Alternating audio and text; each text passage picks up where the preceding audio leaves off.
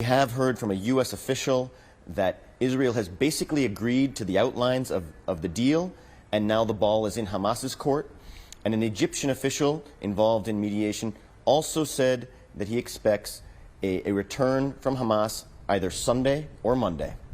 We know that they were talking this past week in Doha. We heard U.S. President Joe Biden express optimism for a deal as soon as Monday, March 4th. But he began walking back that optimism when it became clear that there really weren't signs of any progress from the prior weekend in Paris. The rough deal, the outline of the deal that they had been discussing, was the release of up to 40 Israeli hostages, mostly sick, elderly, and women, in exchange for around 300 Palestinian prisoners, as well as a 6-week ceasefire, during which time the hundreds of aid trucks each day that are needed in Gaza could finally re-enter.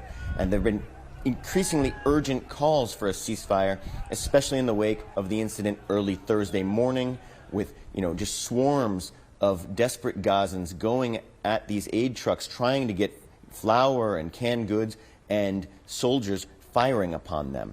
We saw more than 100 people killed, more than 700 people wounded. So this really set off alarm bells. The U.S. did begin dropping aid. We saw 66 parcels dropped from the air, with the equivalent of 38,000 meals in southwest Gaza. This comes after drops from Jordan, United Arab Emirates, Egypt, and France.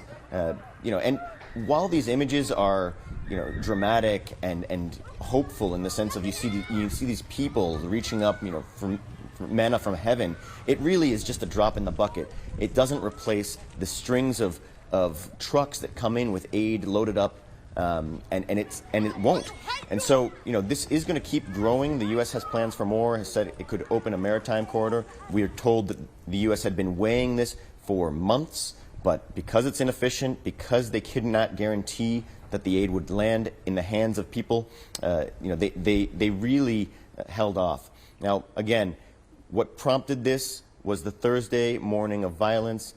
Israel has said that its soldiers only fired warning shots and did so upon being threatened, and that dozens of the dead were trampled or run over by the trucks as drivers tried to make their escape.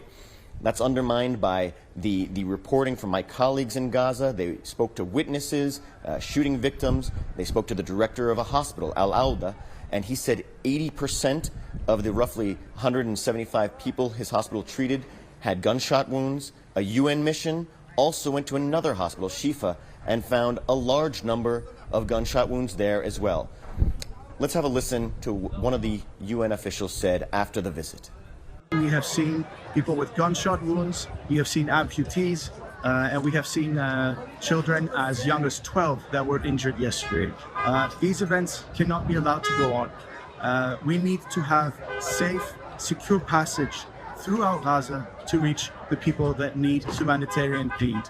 So, as I said, that really indicates heavy fire.